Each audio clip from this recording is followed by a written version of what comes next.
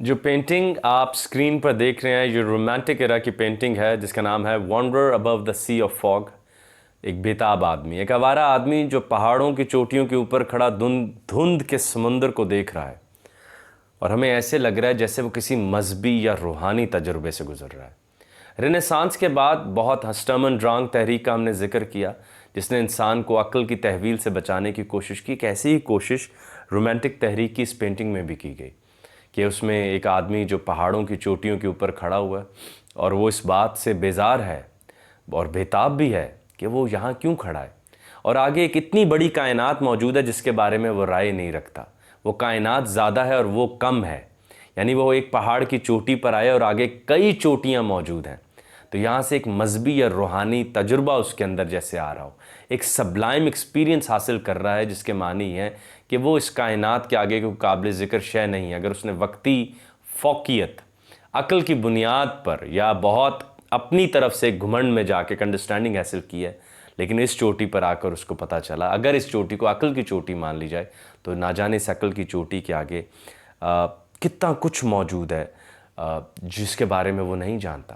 ایک مستقبل ہے اس کے آگے جس کے بارے میں وہ فکر مند ہے کہ جس کا وہ تعین نہیں کر سکتا کہ اگلی چوٹی کیا ہوگی اور وہ کیا ہوگا۔ تو یہ ایک آوارہ بےتاب آدمی ہے، اور پیاری بات کہ اس کی کمر اپنے دیکھنے والوں کی طرف ہے۔ وہ اپنے دیکھنے والوں سے بہت آنسٹ ہے، وہ چاہتا ہے کہ اس کے دیکھنے والے بھی وہی تجربہ حاصل کریں جس سے وہ گزر رہا ہے۔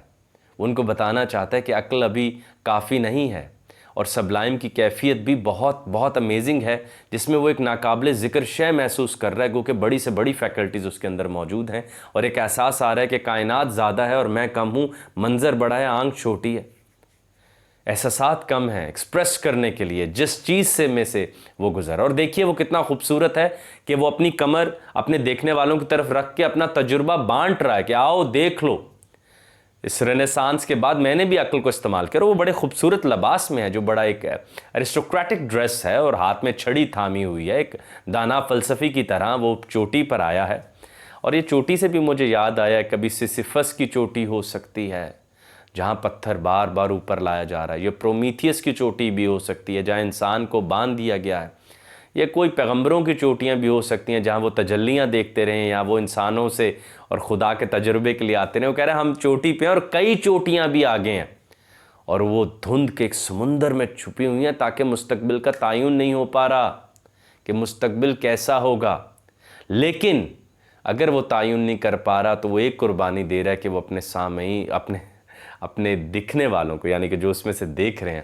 ان کے ساتھ وہ تجربہ بانٹ رہا ہے کہ دیکھو ایک چوٹی پر جب چڑھتا ہوں تو آگے کئی چوٹیاں موجود ہیں جو مجھ میں ایک جیسے روحانی تجربہ پیدا کر رہی ہیں، جو مجھے ایک فیلنگ آف سبلائم دے رہی ہیں، جو مجھے یہ بات بتا رہی ہیں کہ یہ کائنات بہت زیادہ ہے، اور میں جتنی جلدی اس پہ حتمی رائے دے رہا ہوں یہ شاید ایسے نہ ہو پائے، میں نہیں جانتا مستقبل کیسا ہے۔ تو یہ ایک بےتاب آوارہ آدمی کی پینٹنگ نہیں ہے، یہ جدید آدمی کا تجربہ ہے۔